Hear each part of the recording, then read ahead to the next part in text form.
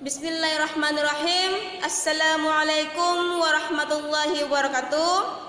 Ya, asyhadu an la ilaha illallah wa asyhadu anna Muhammadan abdahu wa rasuluh. Allahumma shalli ala Muhammad wa ala alihi Muhammad. Pertama-tama mari kita panjatkan puji syukur kehadirat Allah Subhanahu wa taala atas berkat dan rahmat karunia-Nya sehingga kita dapat melaksanakan pembelajaran pada kali ini.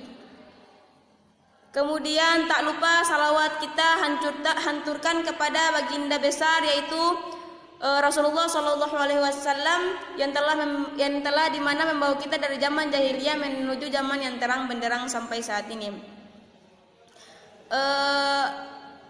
Jadi anak-anak, pada kali ini kita akan membahas tentang betapa semangatnya aku berkompetensi dalam kebaikan. Nah, dalam pembahasan kali ini Ibu harapkan kepada anak-anak semua untuk mendengarkan dan memahami apa yang nanti Ibu jelaskan. Dan jika memang ada yang belum dipahami, silakan bertanya. Selain itu, Ibu mohon siapkan alat-alat tulis. Jika apabila nanti yang ingin ditulis, silakan ditulis. Baiklah. Jadi anak-anak, pada kesempatan kali ini Ibu akan membahas tentang kompetensi dalam kebaikan yang akan dikaitkan dengan Quran surah Al-Baqarah ayat 148 dan Quran surah Fatir ayat 39.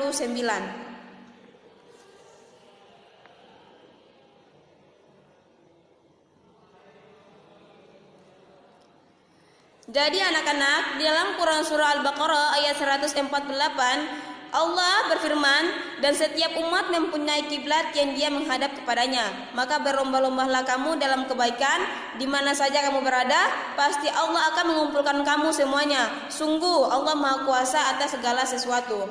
Nah, jadi anak-anak, dalam ayat ini Allah Subhanahu wa taala menjelaskan bahwa bagi setiap pemeluk suatu agama mempunyai kiblatnya sendiri-sendiri.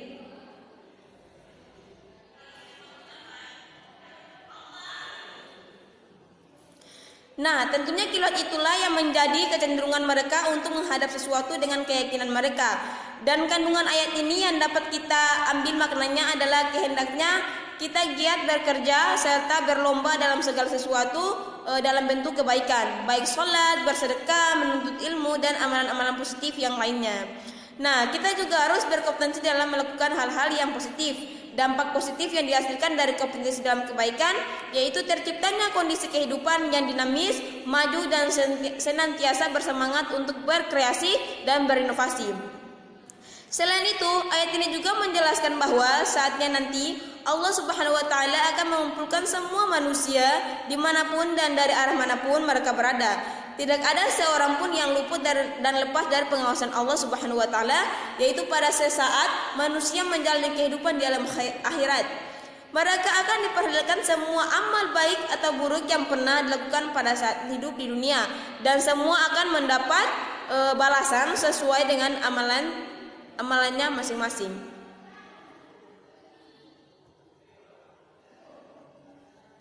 Nah, yang berikutnya kita masuk pada Quran surah Fatir ayat 32. Di dalam ayat tersebut Allah Subhanahu wa taala berfirman, yakni yang berarti kemudian kitab itu kami wariskan kepada orang-orang yang kami pilih di antara hamba-hamba kami. Lalu di antara mereka ada yang berzalimi diri sendiri, ada yang pertengahan, dan ada pula yang lebih dahulu berbuat kebaikan dengan izin Allah. Yang sedemikian itu adalah karunia yang besar. Jadi anak-anak, di dalam ayat tersebut Allah Subhanahu wa taala menjelaskan bahwa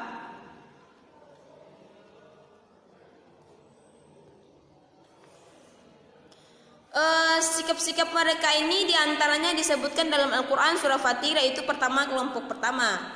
Nah, kelompok pertama yaitu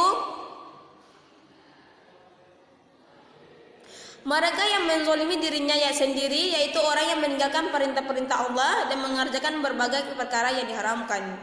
Kemudian yang kelompok kedua, yakni kelompok kedua itu mereka bersikap pertengahan, yaitu mereka tidak sampai melaksanakan kewajiban-kewajiban dan menjauhi larangan-larangannya. Namun terkadang mereka juga meninggalkan perkara-perkara yang disunahkan dan melakukan perkara-perkara yang dimakruhkan. Kemudian ketiga, yaitu kelompok ketiga.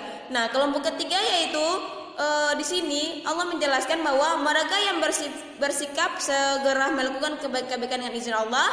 Nah, golongan ini senantiasa mengerjakan perbuatan yang diwajibkan dan disunahkan serta menjauhi perkara yang diharamkan dan dimakruhkan. Nah, jadi anak-anak, itulah pembahasan kita pada kali ini. Jadi minggu depan akan Ibu share materinya. Selain itu Ibu akan memberikan tugas, yaitu kalian harus menghafal dalil atau firman Allah, Quran surah Al-Baqarah ayat yang tadi sudah disebutkan dan Quran surah Fatir. Jadi Ibu mohon minggu depan disetor ayatnya. Jadi sampai sini pertemuan kita. Kurangnya Ibu mohon maaf, baiknya datang dari Allah dan buruknya datang dari ibu sendiri. Di akhir kata, billahi taufiq wal hidayah. Wassalamualaikum warahmatullahi wabarakatuh.